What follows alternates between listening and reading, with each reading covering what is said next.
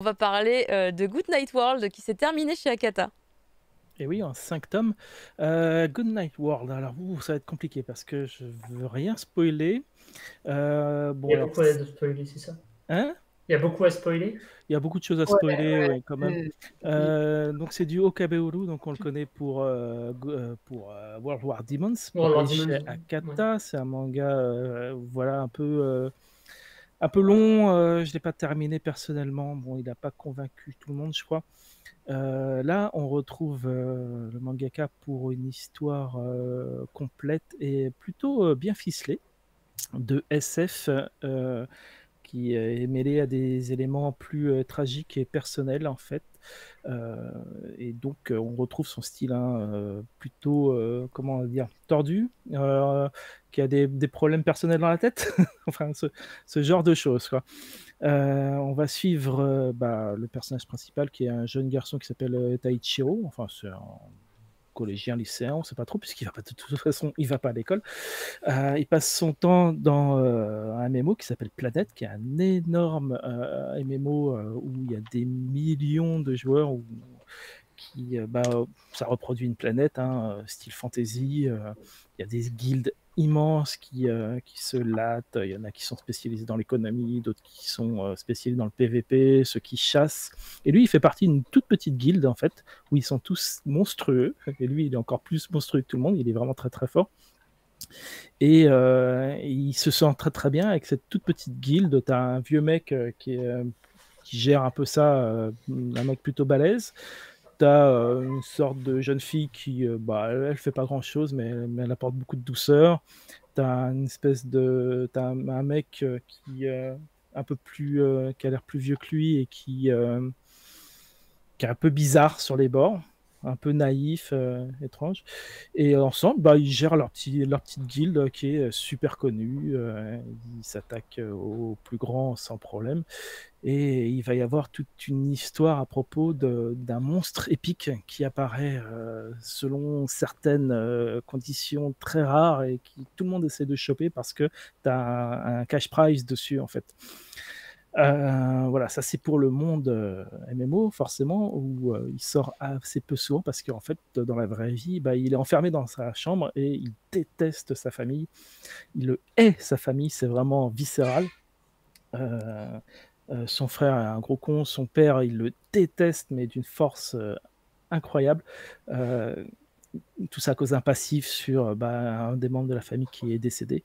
À peu près à cause du père qui est, on va le découvrir, à la fois un énorme connard, mais à la fois qui est comme inquiet pour ses enfants et qui les aime. Donc c'est très étrange, c'est assez complexe comme psychologie. Et la mère, elle s'est barrée, on ne sait pas trop où elle est, elle apparaît de temps en temps. Les événements vont vraiment s'enchaîner entre sa situation familiale et la situation du MMO. Et il y a beaucoup, beaucoup de choses à découvrir. Parfois, on se dit, oh là, ça colle pas, là, c'est tiré par les cheveux, ça marche pas. En fait, si, tout fonctionne plutôt bien, il y a toujours des explications, tout est bien ficelé en fait. Et pourtant, on parle d'un scénario qui va dans le Matrix et l'Inception, quoi. C'est Matrix Inception, si tu veux. Donc, ça peut être très tordu en fait, ça peut partir très loin dans un délire et dans l'autre. Et au final, ça fonctionne, c'est bien foutu, même si entre les événements qui vraiment mènent jusqu'à vraiment une sorte de catastrophe mondiale et les événements familiaux, les deux sont liés, mais en même temps assez séparés. Donc c'est vraiment bizarre comme narration. Les deux événements, les deux lignes narratives sont imbriquées, mais on a un peu du mal à trouver laquelle se plante l'autre, s'il y en a une. Les deux sont intéressantes, mais l'alchimie entre les deux fonctionne pas pour faire un truc vraiment incroyable en fait. Donc côté SF, Matrix Inception, c'est plus un scénario, on va dire, ça va quoi. C'est un truc hollywoodien SF sans rentrer dans la rade SF, sans rentrer dans un truc comme pourrait faire Autant contraire, tu vois, c'est pas philosophique, c'est pas poétique, c'est pas vraiment, c'est juste un décor qui est bien monté pour cette histoire. Et côté drame familial, bah, c'est un peu mieux, c'est assez violent, mais en même temps, en 5 tomes, voilà, c'est un drame familial, c'est intéressant, mais pas non plus incontournable, quoi. Voilà, ça va pas non plus te retourner le bide. Donc, les deux ensemble, c'est original, mais ça fait pas un truc exceptionnel. Mais c'est sympa. Voilà. Bah, Voilà, donc j'ai merci tout ça beaucoup. sans spoiler trop. Donc, Ouais, il n'y a pas trop eu des trous, là, pour le coup. Ouais. Il a pris des chemins détournés tout le temps. C'est pas facile, mais bon. Mais il a dit c'est de la SF, c'est bon, je l'achète demain. Il y a un gros twist. Ah, c'est de la SF, oui, si tu prends. Et c'est bien, je pense. Mais effectivement, le twist du tome 1, et moi, m'avait mis pas mal sur le cul et je me demandais comment ça allait évoluer, mais j'ai pas eu le courage de poursuivre la série.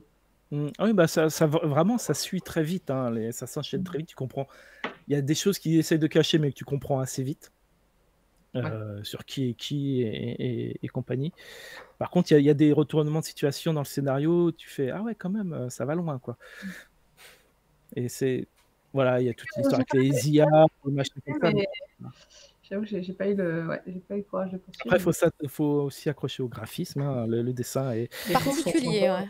Et ce qu'il est, il a son style bien à lui, bien marqué.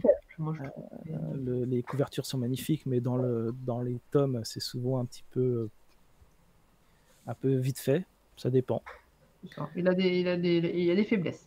Voilà, il y a des des moments c'est pas faiblesses. mal, il y a des moments où tu te dis vraiment. C'est des faiblesses ou c'est plutôt un style à lui J'ai l'impression que c'est de la fainéantise, en fait. Ouais. Carrément. Je pense que c'est de la grosse fainéantise de sa part. Hein. Il n'a pas l'air vraiment intéressé par le fait de dessiner bien. Il veut écrire. Il veut raconter son histoire, Ouais, mais le dessiner bien, ça a l'air de le faire chier un petit bon, peu. vous avez compris l'action, quoi. Hein, voilà, on va pas y mettre. C'est un peu ça.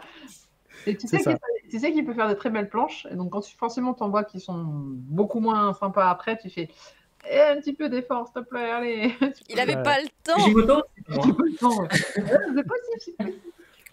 Il ressemble beaucoup à ses enfin, je le vois beaucoup comme son personnage principal, tu vois. Dans sa chambre, ça me gonfle et tout. Bien émo, tu vois. J'ai pas envie de dessiner. C'est vrai.